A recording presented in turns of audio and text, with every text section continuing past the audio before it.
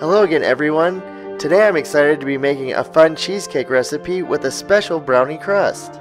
And make sure to stay to the end to see how exactly it got me in trouble with my wife. Are you ready? Let's get started. To make it a bit easier, I divided the ingredients into two separate lists. The first is for the brownie layer and the next is for the cheesecake layer. This will be the same order that the recipe follows. For step 1, preheat your oven to 350 degrees and prepare your springform baking pan.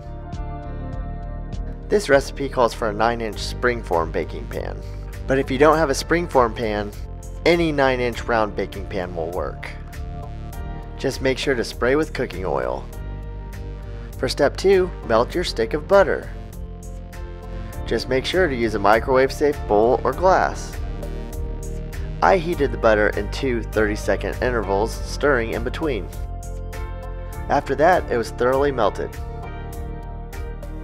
Now we're ready to start mixing some ingredients. To begin, grab a large bowl, then pour in the melted butter and granulated sugar. Then, use a mixer to combine. You can use a stand mixer like I did, or an electric mixer is fine as well. On a low speed setting like this, it usually takes around 2 minutes.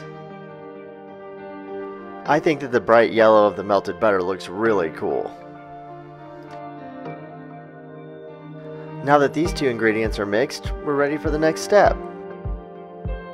This step uses the eggs, the vanilla extract, and the salt. I began by slowly mixing in the eggs one at a time. I made sure the first egg was fully incorporated before adding in the next one. In the recipe I stated that you can also use a whisk, but I found that this method works faster. Now the eggs are fully incorporated, so it's time for the vanilla extract. The extract mixes in really quickly, so then it's time for the salt. After the salt's added, I usually let it mix for another 1 to 2 minutes just to make sure everything's consistent. The batter's starting to come together nicely, but now it's time for the fun ingredients. For this step, we'll be using the flour, cocoa powder, and chocolate chips. Start off by adding in the flour. Then thoroughly mix it in, just like the other ingredients.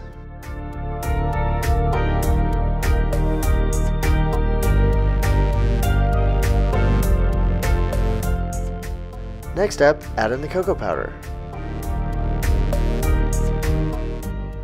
Then mix it in just like the flour. We're getting towards the end of the brownie batter recipe, so make sure to mix it in really well. Make sure it has a smooth consistency without any tiny lumps. It's finally almost time to add in the chocolate chips. When I added the chocolate chips in, I went ahead and used my stand mixer on the lowest stir setting.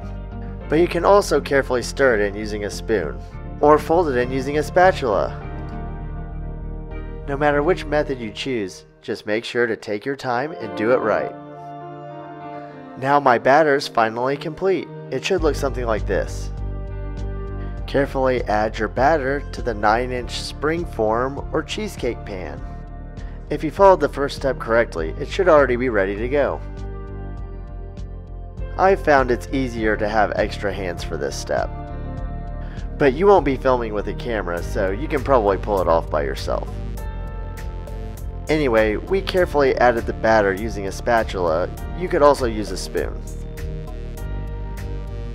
When the brownie batter is all added in, smooth it out using your spatula or spoon. It's looking great and ready to be added to the oven. Carefully place the brownie batter in the oven and bake at 350 degrees for around 20 minutes. After 20 minutes, place a toothpick in the middle of the brownies. If the toothpick comes out clean, the brownies are ready to be removed from the oven. If not, you might want to give them a few more minutes. When they're ready, carefully remove the brownies from the oven. And while the brownie portion is cooling, let's work on the cheesecake layer. Here's the list of ingredients once again. Let's start with the cream cheese and sugar. Grab a large bowl, and add in the 3 8-ounce packages of cream cheese. They should be softened by this point. If not, just take turns softening each one in the microwave. After the cream cheese, add in 3/4 of a cup of granulated sugar.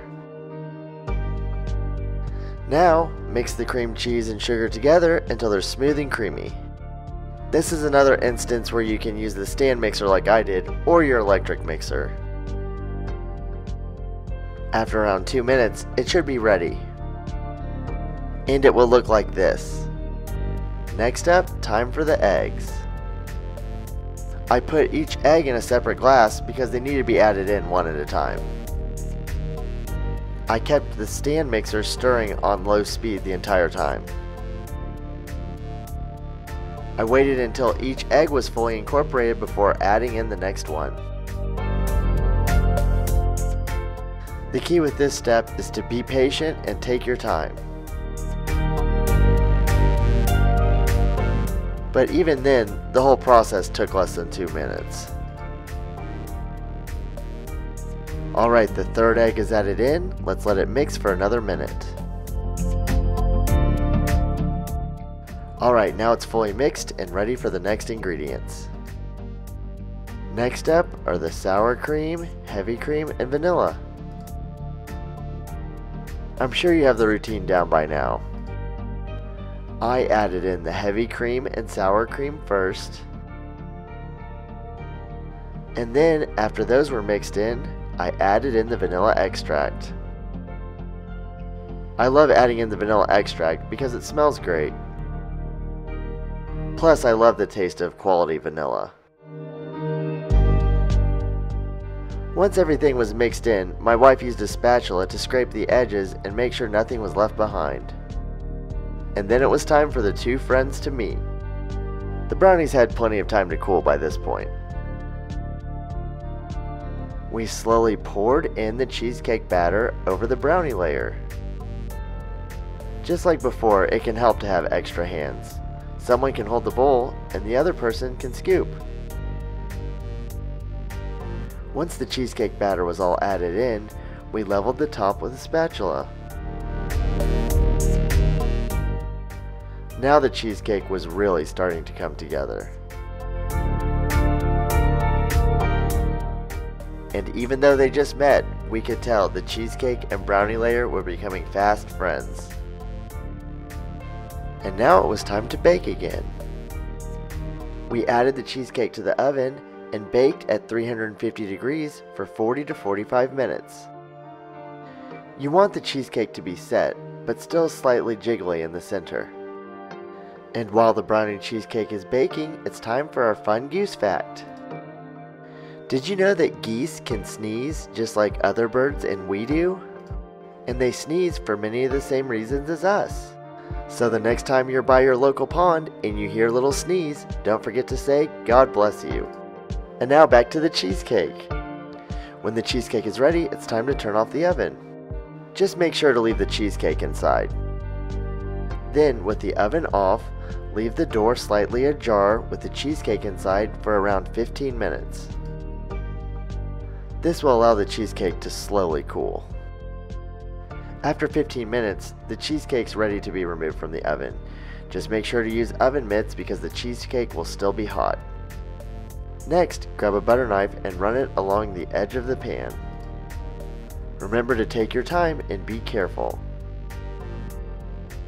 Now it's time to let the cheesecake cool for another 10 minutes. While the cheesecake is cooling, check out some of this custom artwork one of our kids made. We actually did this recipe around St. Patrick's Day, which explains the leprechaun. Show some support for his artwork and our recipe by subscribing. We're a small channel, so it really means a lot. After the cheesecake is cooled, cover the top with foil and add it to your refrigerator.